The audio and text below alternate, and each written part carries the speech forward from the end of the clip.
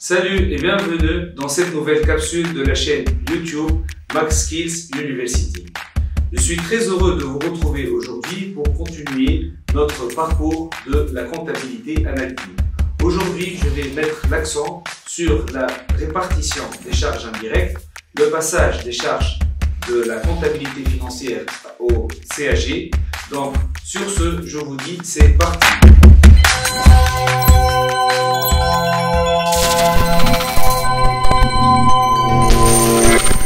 Donc, on va essayer de retraiter les charges de la comptabilité financière. Donc, le point de départ serait les charges de la comptabilité financière, bien général. Donc, on va commencer par les comptes de la classe 6. Je les comptes de la classe 6, le compte 60, jusqu'à arriver au compte 69. Au niveau de la CAG, on doit retrancher les charges non incorporables. Qu'est-ce que ça veut dire les charges non incorporables? Ce sont les charges non répétitives, les charges hors exploitation. Prenons un exemple. Au niveau du compte 63, le compte charge nette sur cession d'immobilier et autres pertes sur éléments non récurrents ou exceptionnels, cette charge est considérée au niveau de la CAG comme une charge exceptionnelle puisqu'elle est non répétitive. On vend par exemple une voiture et on réalise une perte. Cette perte est considérée comme un élément exceptionnel, un élément non répétitif et par conséquent non incorporable. Autrement dit, toutes ces charges figurent au niveau de la classe 6, mais elles doivent être retranchées au niveau de la CAG pour aboutir à ce qu'on appelle les charges incorporables. Donc les charges non incorporables, ce sont les charges qui ne doivent pas figurer au niveau de la CAG. Deuxième exemple, les pertes extraordinaires. Prenons un exemple, une inondation. L'inondation est comptabilisée au niveau de la comptabilisée, au niveau du compte perte extraordinaire. Donc c'est un événement non répétitif et par conséquent on doit l'éliminer. Troisième exemple, les dotations aux amortissements et aux provisions. Comme vous savez, les amortissements, il y a plusieurs méthodes d'amortissement, l'amortissement linéaire, variable, massif, etc. Donc vous l'avez vu au niveau de la comptabilité 1. Donc au niveau de la CAG, il y a deux méthodes qui vont être éliminées. Tout d'abord, la résorption. La résorption, c'est une méthode d'amortissement direct. C'est une méthode qui va être appliquée sur 3 ans, donc elle est considérée comme un élément non répétitif à retrancher. Il y a l'amortissement dérogatoire, c'est un type d'amortissement qui doit être retranché. Pour les provisions, le compte dotation, les amortissements d'une part et les provisions. Pour les provisions, on a plusieurs types de provisions, provision client, stock, provision terrain, provision par exemple risque et charge et ainsi de suite. Donc au niveau des provisions, il y a des provisions qui doivent être éliminées puisqu'elles ont le caractère exceptionnel non répétitif. Exemple, la dotation aux provisions pour dépréciation de terrain. Donc c'est un événement qui est rare, donc il va être considéré comme non répétitif. Les provisions pour risque et charge, exemple litige. On a un salarié qui a été licencié, il n'a pas commis une faute grave, donc généralement qu'est-ce qui va se passer? Il y a un procès qui aura lieu prochainement, donc ce procès va aboutir au paiement d'une pénalité. Donc c'est un événement qui est hors exploitation, c'est un événement qui est exceptionnel, donc à éliminer. La prime d'assurance au profit du personnel, même raisonnement, les rappels sur salaire, même raisonnement, les impôts sur le bénéfice, que vous voyez là. Donc on n'est pas sûr de constater des bénéfices chaque année, et par conséquent, donc il y a des années où on réalise une perte, donc cet élément est considéré comme rare, non répétitif. Okay. Donc il n'y a pas une certaine continuité au niveau du bénéfice, on n'est pas certain qu'on réalise un bénéfice chaque année. Par contre, au niveau de cette liste, on ne trouve pas les charges supplétives. Qu'est-ce que ça veut dire supplétive? Supplémentaire. Exemple, la rémunération théorique de l'exploitant. Qu'est-ce que ça veut dire la rémunération théorique de l'exploitant? Au niveau de la logique de la CAG, l'exploitant est rémunéré en fonction des bénéfices. S'il y a des bénéfices, il va recevoir une part, ou bien il va les conserver une autre part. Donc la rémunération au niveau de la logique financière provient du bénéfice. Par contre, au niveau de la logique de la CAG, les hommes ont une rémunération théorique puisqu'elle n'existe pas au niveau de la comptabilité financière de l'exploitant. Deuxième point, la rémunération théorique des capitaux propres. On sait généralement au niveau du compte charges financières, le compte 65 charges financières, les intérêts, les charges financières concernent les dettes. Donc on a un manque à gagner, on peut placer les capitaux propres au niveau d'un compte d'épargne, il va nous ramener des intérêts. Donc les intérêts, on va au niveau de la compte charge financière.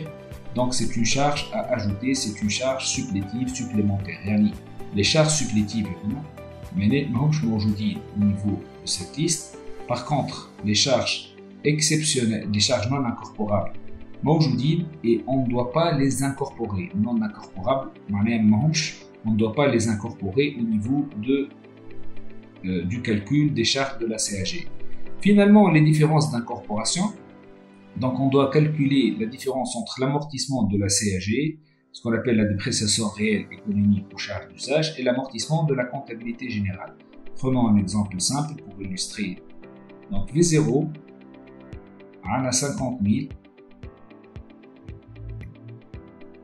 C'est la valeur d'origine d'une immobilisation. Généralement, par exemple, pour déterminer l'amortissement, on divise sur la durée de vie. Donc, on aura un amortissement de 10 000 chaque année. 10 000 chaque année. Et c'est l'amortissement selon la méthode linéaire calculée au niveau de la comptabilité financière. Puis j'ai par exemple un expert, il va essayer de calculer l'amortissement. Si il juge que l'immobilisation est en question, la dépréciation PH est plus élevée, معناها usure أكبر من comptabilité financière, donc la différence va être positive. Donc, je vous conseille de calculer l'amortissement de la CAG et de repencher la comptabilité financière. Je peux vous faire ici. Par contre, si on considère que l'immobilisation en question a perdu seulement 7 000 dinars de sa valeur selon l'avis de l'expert, donc la différence d'incorporation va être négative. Donc on est le point de départ, les charges de la comptabilité générale financière, donc de préférence on part de la comptabilité financière, on retranche les charges non incorporables, on additionne les charges supplétives et plus ou moins les différences d'incorporation pour aboutir aux charges incorporées. Pour illustrer, donc on va prendre l'exemple suivant. Donc vous trouvez au niveau des pièces jointes l'énoncé de l'exercice. Donc on a l'ensemble des comptes de 60 à 66 s'élève à 54 000 dinars. Donc on est 54 000 dinars. Bas le compte 66, on trouve le compte 67, c'est la perte extraordinaire. On nous parle du compte 77, il faut faire attention, on est en train de traiter les charges, donc il ne faut pas ajouter le gain extraordinaire. Donc c'est un piège, donc les énarques suffit, on retouche, donc maintenant مركزين على les charges, ما ندخلوش معاهم les tout ce qui est gain. La dotation aux amortissements provisions, c'est l'amortissement annuel. En général, au niveau de la CAG, on met l'accent sur un mois, donc on doit diviser par 12. Donc on a la dotation annuelle pour l'exercice N s'élève à 120 000, donc on divise par 12 pour trouver la dotation, l'amortissement du mois de janvier. On ajoute l'impôt sur le bénéfice, donc le total 1. Comme on a vu précédemment, donc, on doit retrancher les charges non incorporables, et donc les charges non incorporables.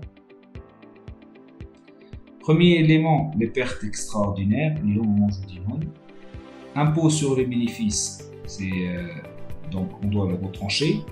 Au niveau des provisions, on a les charges mensuelles suivantes. Un amortissement dérogatoire, donc à retrancher.